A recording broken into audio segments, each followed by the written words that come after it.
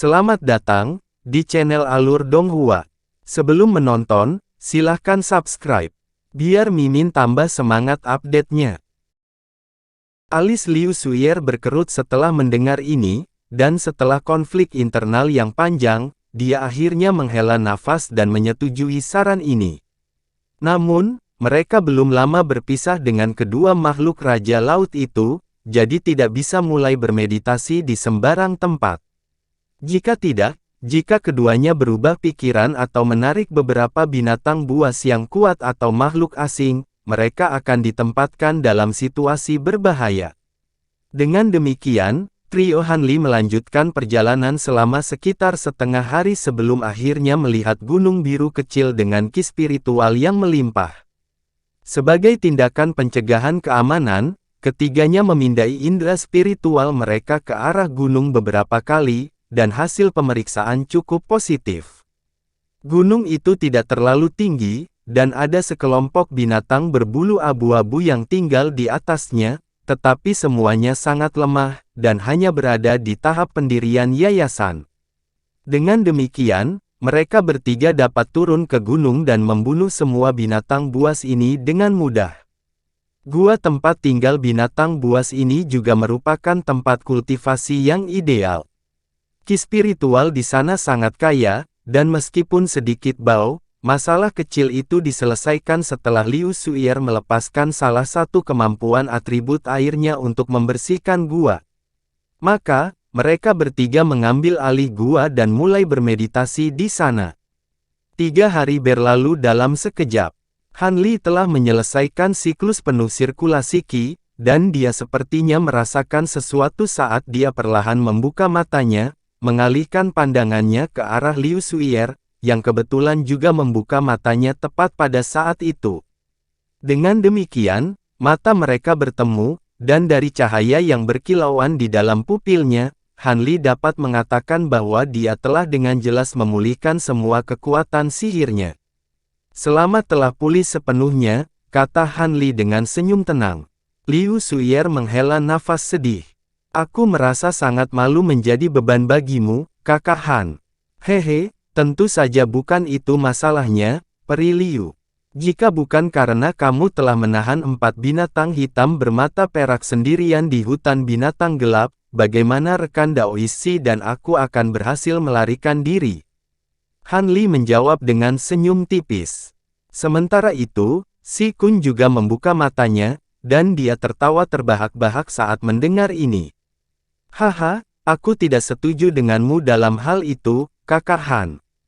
Dengan kemampuan tak terduga yang telah kamu perlihatkan, bahkan jika kamu tidak bisa membunuh semua binatang hitam itu sendirian, kamu pasti cukup kuat untuk melarikan diri dari. Sudah merupakan hasil yang sangat menguntungkan bagi Peri Liu dan saya sendiri bahwa kami dapat melarikan diri dari Dark Beast Forest dengan tidak lebih dari pengeluaran kekuatan sihir. Kalian berdua terlalu baik. Aku memang memiliki beberapa kemampuan yang kuat, tapi semuanya hanya bagus untuk satu serangan. Jika aku dikelilingi oleh terlalu banyak binatang hitam, aku benar-benar berada dalam bahaya besar. Hehe, sebaliknya, dengan tubuhmu yang kuat, aku yakin kamu bisa menerobos dan melarikan diri, kata Hanli sambil membelai dagunya dengan sedikit senyum. Mungkin begitu. Melihat Peri Liu telah memulihkan kekuatan sihirnya, mari kita lanjutkan. Semakin cepat kita menemukan reruntuhan terlarang itu, semakin cepat kita bisa menghela nafas lega, Si Kun terkekeh saat dia bangkit. Hanli dan Liu Suyer bertukar pandang, dan tak satu pun dari mereka yang keberatan dengan ini.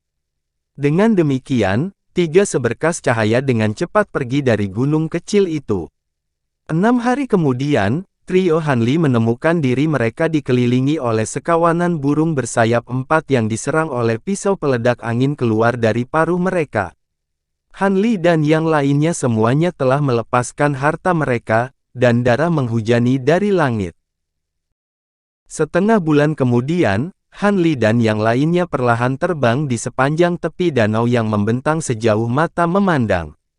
Mereka semua menahan napas dan bersembunyi sebagai bayangan yang sangat samar, terbang di udara tanpa berani melepaskan aura. Di bawah, ada sekelompok makhluk setengah ikan setengah kuda raksasa yang mengambang di air. Kadang-kadang, salah satu dari mereka akan menghindari pilar air, dan itu akan menabrak tanah di samping danau di tengah ledakan yang menggelegar, meninggalkan kawah besar yang berdiameter beberapa ratus kaki di belakangnya. Syukurlah, Han Li dan yang lainnya semuanya memiliki teknik penyembunyian yang brilian, dan binatang besar ini terlalu sibuk bersenang-senang untuk memperhatikan tiga makhluk mirip semut terbang di atas kepala mereka. Dengan demikian, mereka bertiga berhasil melewati danau dengan selamat. Sebulan kemudian, trio Han Li terbang di udara di atas dataran yang suram dan sunyi, dan melawan 4 makhluk yang diselimuti awan ki hitam dari ujung kepala sampai ujung kaki. Garis-garis pedang biru ki yang tak terhitung jumlahnya berputar-putar di sekitar tubuh Han Li, menciptakan penghalang yang hampir tidak bisa ditembus dan mengiris harta seperti rantai hitam yang digunakan oleh dua makhluk asing yang berlawanan. Namun, rantai ini segera dapat pulih dalam sekejap, kemudian berubah menjadi proyeksi yang tak terhitung jumlahnya yang melepaskan rentetan serangan tanpa henti ke Han Li lagi. Sementara itu, Liu Suyer memiliki cahaya biru yang berkilauan di seluruh tubuhnya, dan dia diselimuti bola cairan aneh. Pada saat yang sama, dia mengendalikan tombak perak pendeknya, yang menyulap bintik cahaya bintang yang menyelubungi makhluk asing lain di bawah. Namun, lawannya tampaknya cukup kuat juga. Itu mengendalikan seekor burung aneh yang memiliki api hitam menghanguskan di sekujur tubuhnya, dan burung mengerikan ini berbenturan berulang kali dengan tombak perak pendek tanpa kalah. Adapun Si Kun, cahaya kuning di sekelilingnya telah berubah menjadi raksasa setinggi 100 kaki. Lapisan batu abu-abu yang aneh dengan paku sepanjang kaki yang menonjol darinya juga menutupi seluruh tubuhnya. Saat dia mengayunkan tinjunya ke udara, paku batu besar dikirim meluncur di udara sebelum meledak dengan sendirinya, memaksa makhluk asing terakhir untuk mundur. Meskipun makhluk asing ini jelas berada di kaki belakang, ia masih mampu menyulap perisai hitam besar dengan ki hitam di sekitar tubuhnya untuk menahan serangan Si Kun, sehingga memastikan pertahanan diri. Tiba-tiba, Liu Suyer mengeluarkan teriakan mendesak. "Kakak Han, rekan Taois Si, kita harus bergegas. Ini adalah makhluk dari ras malam, seperti binatang hitam karena kekuatan mereka meningkat secara signifikan di malam hari." Ekspresi Han Li sedikit berubah setelah mendengar ini, dan dia melirik ke langit. Pada titik ini, langit sudah sedikit redup, dan malam jelas tidak jauh lagi. "Kukuku, kamu baru memikirkan itu sekarang. Tidakkah menurutmu sudah terlambat? Setelah beberapa saat lagi, aku akan menghancurkan kalian semua makhluk awan surgawi." Salah satu makhluk malam yang melawan Han Li terkekeh menyeramkan. "Setelah beberapa saat, kalian semua akan terhapus dari dunia ini saat itu," kata Han Li dengan suara dingin. Setelah itu, dia tiba-tiba mengeluarkan tangan hitam pekat dari lengan bajunya sebelum dengan lembut melambaikannya di udara, langsung memunculkan semburan cahaya abu-abu. Pada saat yang sama, Liu Suyer membuat segel tangan, dan roda cahaya abu-abu muncul di belakangnya. Sementara itu, Si Kun melemparkan kepalanya ke belakang dan melepaskan tangisan panjang sambil menjentikkan 10 jarinya ke udara secara berurutan. Beberapa saat kemudian, mereka bertiga telah menyulap bola cahaya abu-abu besar dengan rune yang tak terhitung jumlahnya berkedip di permukaannya. Bola cahaya abu-abu kemudian segera meledak, mengirimkan hujan deras rune yang turun dari atas yang meliputi seluruh area dalam radius sekitar 500 meter. Keempat makhluk malam cukup terkejut dengan perkembangan ini, dan mereka semua melepaskan kemampuan terkuat untuk melawan serangan yang menghancurkan ini, tetapi masing-masing rune memiliki kekuatan yang jauh lebih besar dari yang diperkirakan. Mengikuti serangkaian ledakan yang menghancurkan bumi, keempat makhluk malam benar-benar hancur. Baru pada saat itulah trio Han Li menarik cahaya Divine Essence Fuse sebelum bertukar senyum satu sama lain. 3 bulan kemudian, Han Li dan yang lainnya terbang secepat mungkin melewati serangkaian pegunungan dengan ribuan binatang iblis mengejar dalam pengejaran. Beberapa kilometer di belakang, hamparan kabut perak yang luas meluncur ke arah mereka seperti gelombang pasang besar, dan semua tumbuhan dan binatang yang menghalangi jalan mereka semuanya dilahap habis, bahkan tidak menyisakan satu helai rumput pun di belakang mereka. Setelah beberapa saat, semua jenis binatang dan burung mulai melarikan diri untuk hidup mereka dengan panik. Apa yang harus kita lakukan? Cepat atau lambat kita akan dikejar oleh serangga kawanan perak ini jika kita terus seperti ini. Serangga itu dikabarkan sama menakutkannya dengan kumbang pemakan emas, dan mereka tidak akan menyerah sampai mangsa sudah mati. Aku tidak percaya begitu banyak yang dibesarkan di dunia ini. Si Kun mentransmisikan suaranya ke Han Li dan Liu Suyer dengan ekspresi gelap saat dia terbang di udara. Memang, dikatakan juga bahwa serangga ini memiliki stamina yang mencengangkan, dan tidak akan menjadi masalah bagi mereka untuk mengejar kita bahkan selama beberapa bulan berturut-turut. Bahkan binatang purba yang kuat pun hanya dapat melarikan diri di hadapan serangga ini. Suara Liu Suyer dengan sedikit kepanikan. Tidak heran jika mereka mulai bingung. Lagi pula, serangga menakutkan ini telah mengejar mereka selama 3 hari 3 malam. Selama proses ini, mereka menghabiskan hampir setengah dari kekuatan sihir di dalam tubuh, jadi wajar bagi mereka untuk takut akan yang terburuk. Han Li juga memasang ekspresi muram, tetapi dia tetap relatif tenang saat berkata, satu-satunya cara untuk mengusir mereka dari jejak kita adalah dengan berharap bahwa kita dapat bertemu dengan beberapa binatang purba di daerah terdekat yang akan menarik mereka pergi. Tapi menurut peta kami, area terdekat yang sering dikunjungi oleh binatang purba adalah sekitar 1 bulan lagi. Sebagai tindakan pencegahan keamanan, kami sengaja memilih rute ini di mana binatang purba jarang muncul, jawab Si Kun dengan senyum masam. Alis Han Li juga berkerut setelah mendengar ini, dan untuk sementara dia kehilangan ide. Namun, tepat pada saat ini, suara mendengung tiba-tiba terdengar di kejauhan, diikuti awan kabut hijau mulai muncul di depan. Ada ratusan awan kabut ini, dan dengan cepat terbang menuju trio Han Li. Han Li secara alami cukup terkejut melihat ini, dan cahaya biru melintas di matanya, sehingga langsung memungkinkan dia untuk mengumpulkan penampilan sebenarnya dari awan hijau ini. Ternyata awan-awan ini terdiri dari kupu-kupu seukuran kepalan tangan yang tak terhitung jumlahnya, yang semuanya berpenampilan sangat menyeramkan dan memiliki bubuk hijau yang berkilat di sekitar tubuh. Kupu-kupu bentuk darah. Inilah kesempatan kita. Han Li segera mengidentifikasi kupu-kupu hijau ini, dan ekspresi gembira muncul di wajahnya. Liu Suyer juga mengeluarkan teknik rahasia untuk mendapatkan penampilan sebenarnya dari kupu-kupu hijau ini, dan dia juga sangat senang melihatnya. Itu benar-benar kupu-kupu bentuk darah. Ini luar biasa. Kupu-kupu ini adalah musuh alami serangga kawanan perak. Kita akan memiliki kesempatan untuk melarikan diri sekarang, tetapi kita harus berhati-hati agar tidak terseret dalam pertempuran mereka. Jika tidak, kita pasti akan mati. Si Kun mengingatkan, kita harus berpisah untuk saat ini.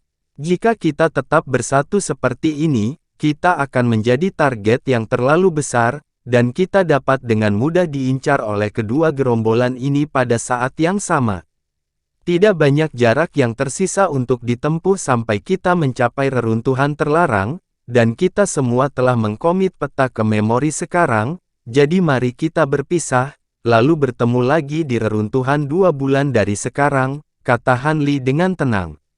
Baik Si Kun dan Liu Suyer sedikit goyah setelah mendengar ini, tetapi kemudian dengan cepat setuju, itu saran yang sangat valid, Saudara Han. Pada saat seperti ini, semakin kecil target yang kami sajikan, semakin mudah bagi kita untuk melarikan diri. Dalam hal ini, kita benar-benar harus berpisah untuk memastikan kelangsungan hidup kita terlebih dahulu. Sebaliknya, Liu Suyer sedikit lebih ragu-ragu, tetapi setelah merenungkan masalah ini, dia juga mengertakkan gigi dan akhirnya mengangguk. Jadi, mengikuti beberapa transmisi suara yang tergesa-gesa, mereka bertiga berpisah untuk melarikan diri demi hidup mereka. Pada saat ini, awan hijau di kejauhan telah mendekat, dan bahkan tanpa mengeluarkan kemampuan apapun, mereka bertiga dapat dengan jelas melihat penampilan kupu-kupu hijau ini. Sebagian besar awan kupu-kupu ini segera melonjak menuju serangga kawanan perak di depan, sementara beberapa awan melepaskan diri dari kelompok utama untuk mengejar trio Hanli, serta semua binatang lain yang hadir. Serangga Silver Swarm juga terbagi menjadi dua kelompok saat melihat ini, dengan mayoritas melanjutkan menuju awan hijau sementara aliran perak kecil menyimpang untuk memburu yang lainnya. Semua binatang buas yang melarikan diri untuk hidup mereka bersama trio Hanli dikirim ke dalam hiruk-pikuk, dan banyak dari binatang roh dengan tingkat kecerdasan yang relatif tinggi tahu bahwa telah muncul kesempatan untuk melarikan diri demi hidup mereka. Dengan demikian, binatang yang paling kuat dalam kelompok itu mengeluarkan beberapa raungan yang menggelegar, dan semua binatang lainnya bubar, melarikan diri ke segala arah yang berbeda. Pergi. Hanli juga melepaskan tangisan rendah sebelum petir meletus dari belakangnya, di mana sayap petirnya muncul di punggungnya. Dia mengepakkan sayap itu dengan lembut, dan tubuhnya didorong ke udara sebagai benang biru dan putih. Liu Suyer dan Si Kun juga berakselerasi saat terbang menuju arah yang berbeda. Setelah melepaskan sayap badai petirnya, kecepatan menakutkan Hanli saat ini bisa menempati peringkat di antara tiga besar dari semua binatang yang tak terhitung jumlahnya yang hadir. Setelah hanya beberapa kedipan, dia telah meninggalkan semua binatang lain jauh di belakang. Dan melarikan diri ke kejauhan dalam sekejap mata. Baru pada saat itulah dia berbalik untuk mengalihkan pandangannya ke belakang, dan disambut oleh rasa dingin yang mengalir di punggungnya. Binatang buas yang tidak cukup cepat tersapu di antara dua pasukan serangga, sehingga langsung dibanjiri oleh awan hijau dan gelombang perak. Binatang buas ini bahkan tidak memiliki kesempatan untuk mengeluarkan satu suara pun sebelum lenyap. Bahkan tidak ada satu pun potongan tubuh mereka yang tersisa. Saat awan hijau dan gelombang perak akan berbenturan, kupu-kupu hijau tiba-tiba tersendat di udara sebelum mengepakkan sayapnya ke depan dengan kasar. Hembusan angin hijau segera tersapu, lalu meluncur langsung ke kawanan serangga perak. Suara melengking keras terdengar saat banyak serangga terbang yang hanya berukuran sekitar beberapa inci jatuh dari gelombang perak.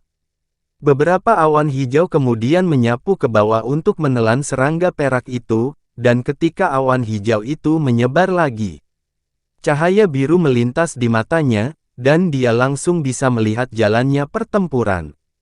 Setelah melahap serangga perak, bintik-bintik merah muncul di seluruh tubuh kupu-kupu bentuk darah.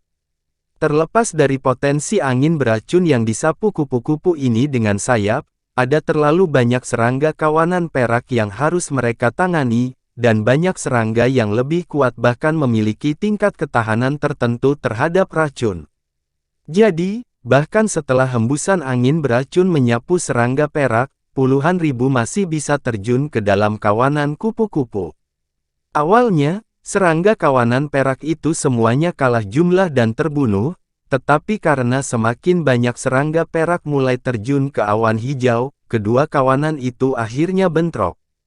Suara mendengung dan melengking yang keras terdengar saat kupu-kupu hijau dan serangga perak jatuh dari langit seperti hujan, hanya untuk ditelan seluruhnya oleh awan hijau atau gelombang perak. Serangga perak memiliki kemampuan melahap yang jauh lebih unggul, tetapi kupu-kupu bentuk darah semuanya mengandung racun yang kuat di dalam tubuh mereka, memungkinkan untuk melumpuhkan serangga perak sepenuhnya dengan beberapa kepakan sayap. Kedua belah pihak sangat ganas, dan tampaknya seimbang. Adapun dua kawanan serangga yang berangkat mengejar binatang yang melarikan diri, juga berpencar menjadi kelompok yang tak terhitung jumlahnya untuk terus memburu mangsanya. Selain itu, mereka tampaknya memiliki pemahaman, Tidak pernah lebih dari satu kelompok serangga memburu satu binatang. Banyak binatang tidak dapat melarikan diri terlalu jauh sebelum dikejar oleh serangga, dan tidak punya pilihan selain berjuang untuk hidup mereka. Dengan demikian, raungan buas yang terjalin dengan dengungan dan desisan yang tak henti-hentinya.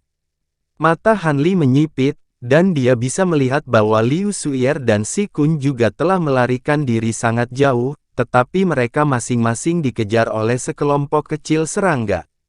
Namun, hanya itu yang dia punya waktu untuk melihat ketika dia tiba-tiba menemukan bahwa sekelompok serangga kawanan perak terbang langsung ke arahnya, mengabaikan semua binatang lain di sepanjang jalan.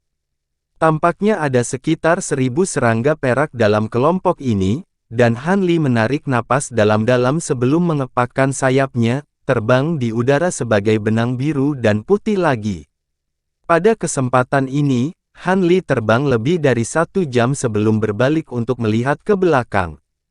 Tidak ada satu pun serangga yang terlihat, tetapi Han Li sama sekali tidak gembira dengan penemuan ini. Sebaliknya, alisnya sedikit berkerut. Selama beberapa hari terakhir, ketika dia melarikan diri bersama Liu Suier dan Si Kun, ada periode waktu ketika mereka melepaskan kecepatan penuh untuk membuka jarak antara mereka dan serangga kawanan perak. Namun, serangga ini tampaknya memiliki semacam kemampuan pelacakan, dan begitu trio Han Li melambat untuk sementara waktu, serangga itu akan mengejar lagi. Terlepas dari teknik penyembunyian seperti apa yang awalnya digunakan, serangga tidak bisa dibodohi.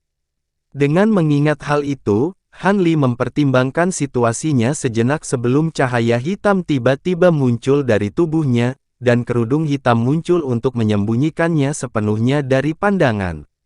Setelah itu, dia terus terbang dengan kecepatan yang lebih santai.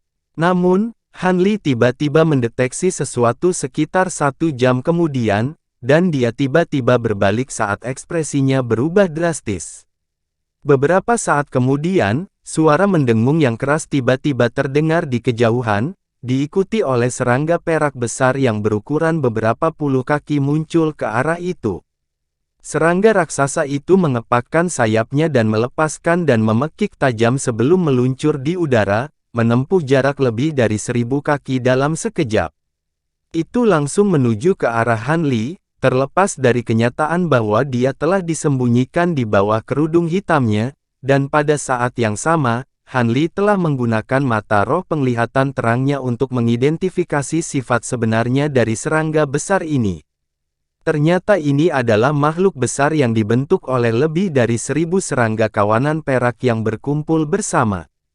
Dia tidak tahu mengapa bahkan kerudung hitam tidak dapat menipu serangga ini, tetapi pada titik ini, menjadi sangat jelas bagi Han Li bahwa dia tidak akan dapat melarikan diri kecuali dia membunuh kelompok serangga ini.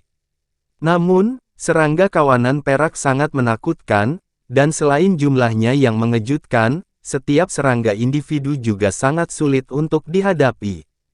Tidak hanya tubuhnya cukup keras untuk menahan serangan dari harta biasa, mereka juga memiliki set gigi tajam dan kaki depan yang dapat dengan mudah merobek logam. Dengan demikian, harta biasa tidak akan efektif melawan mereka. Saat pikiran-pikiran ini berpacu di benak Han Li, serangga raksasa itu terus mendekatinya, dan tiba-tiba, cahaya dingin melintas di matanya saat dia menyapukan lengan baju ke udara.